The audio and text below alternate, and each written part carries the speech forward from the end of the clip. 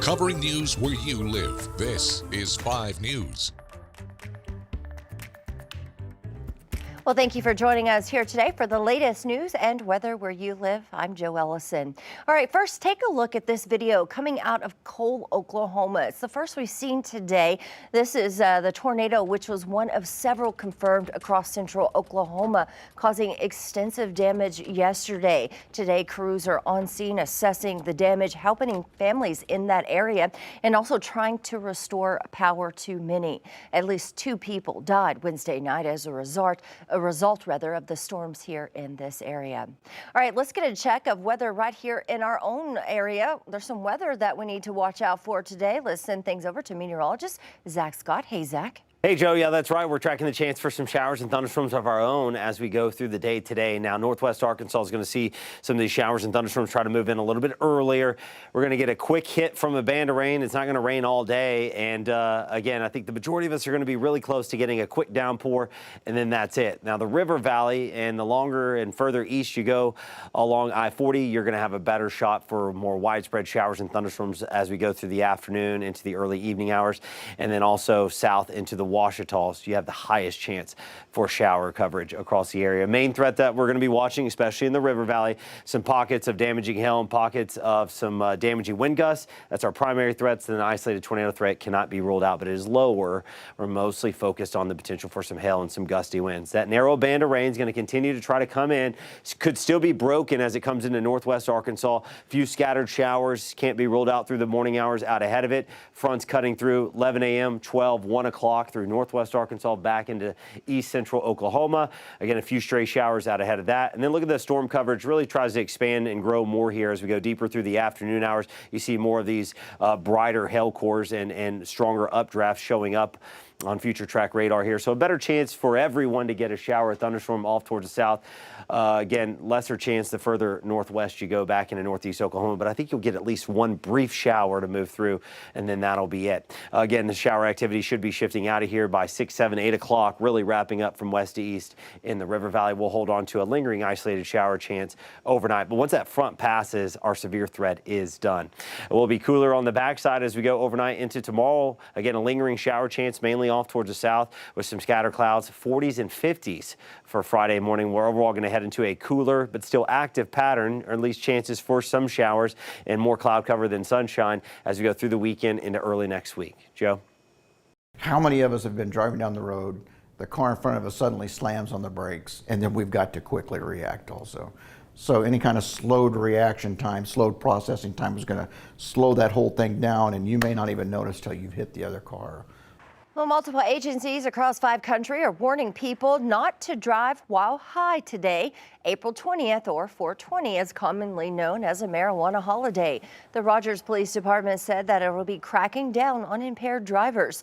The department also saying that a DUI charge could cost thousands of dollars in attorney fees, the potential of a driver's license loss, and even jail time. Well, if you travel near Highway 71 in the Greenwood area, a public meeting being held by RDOT today may be one you want to attend. RDOT is planning to widen a section of Highway 10 from 2 lanes to 5. That's including a turning lane. This would open that area up to allow people to pass or turn without stopping traffic. Now, this is the section from Highway 71 to Greenwood. If you'd like to attend the meeting where RDOT will go over the project, it's at 4 p.m. today at the Greenwood First Baptist Church. If you can't attend, you can see the project presentation on RDOT's website. And a Fayetteville brewery announcing plans to close down, and we're already learning what will replace it. Apple Blossom Brewing Company says it'll be shutting its doors for good this Saturday. The location on Zion Road has been under the current ownership for the past 2 years. The announcement also came with news of what business will replace it. Flyway Brewing is a popular Central Arkansas-based brewery that will be bringing their brand to Northwest Arkansas for the first time. And some good news for those in the Bentonville area. The school board approving new raises for all employees on salary schedules next year. The board unanimously voted for the 6.5% boost. The district says this increase will cost more than $10 million annually. And April is National Autism Awareness Month, and this morning we're learning more about what that actually means. 5 News reporter Rachel Williams is shining a light on one Boonville teenager who didn't let autism affect him. Good morning. In April, not only are we bringing awareness to the topic, but it's important to have acceptance and inclusion involved with those who have different neurologies. Let's take a look at one teenager who's bringing awareness by sharing his story. Autism is not actually an illness. It's not a condition. Autism is just simply a slightly different, or maybe more than slightly different way that their minds might be wired. But honestly, people who are spectrum or people who are autistic, they are just regular old people. 18-year-old Aaron Rhodes has high-functioning autism and is a musician in the Boonville Band.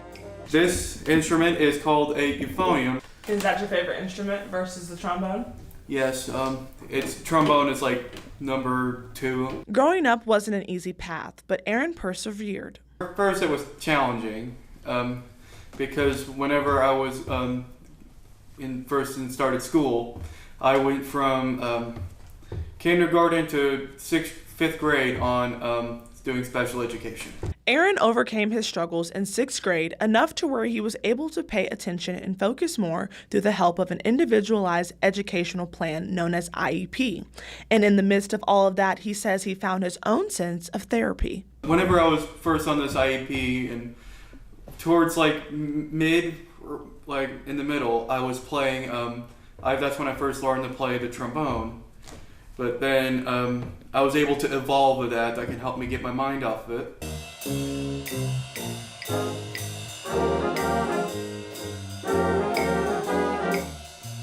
As for his parents, Brian and Angela Rhodes, they say raising Aaron has taught them how to help their son, but it's also made them better educators for the Boonville School District. The kinds of things you do to modify for a student like Aaron, it really helps with all kinds of kids, to be honest. But we've had several students over the years with the same tendencies, and this really does help us help more people. Words of advice from the Rhodes family on raising a child on the spectrum is to not be scared to ask for help. Whatever happens, make sure everyone in society, the parents, whoever you surround your child with, just make sure the child understands that they are valuable.